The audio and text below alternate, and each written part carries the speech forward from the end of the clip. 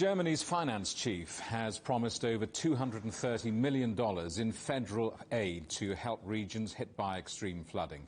This comes as Chancellor Angela Merkel's government grapples with criticism over its handling of the country's worst natural disaster in decades.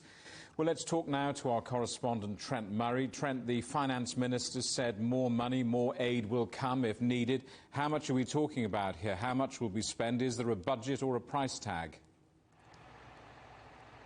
Yeah, well, Jamie, a couple of hundred miles from where I am, those politicians met for the cabinet meeting in Berlin to try and work out just how much money was needed for regions like this one and how to get it here. The headline figure is around $230 million US from the federal government. We understand the state governments involved here will top up that money to around $460 million, but I suspect that will just scratch the surface of what's needed because there is so much devastation here, so much debris and destruction that people are trying to clear through.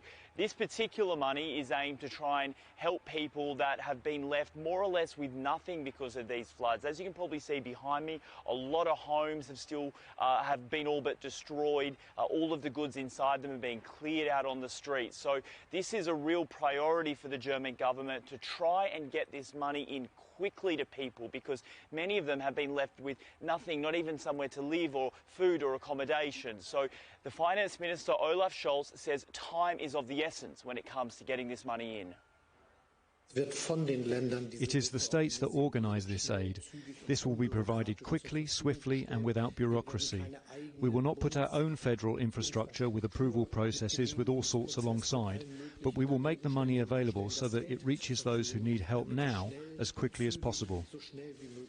Trent, can you tell us more about the search and rescue effort? Reports say still more than 1,000 people are missing. Yeah, it's been a very anxious couple of days for a number of German families, Jamie, waiting on news for their lost loved ones. A number of people still missing. And then in the past few hours, we have just heard, sadly, from federal rescue authorities that that window of opportunity for finding survivors has all but closed, given that it has been a week since these floods hit. And so this, in many ways, is now moving from a search and rescue operation to a relief and recovery operation. And with a number of people still missing, that undoubtedly will mean a lot of German families have a very heavy heart right now with that news. As I say, the cleanup continues. There's an enormous amount of solidarity amongst communities like this one. People not just from this town working to clear up where they live, but people from other cities coming nearby to try and help. There is still just so much to do. Not just villages like this, Jamie, but also a lot of critical infrastructure remaining out of action. Motorways, electricity networks, the rail network, cell phone data, water pipes, the list goes on, still just so much to do. Trent Murray in Germany, thank you very much.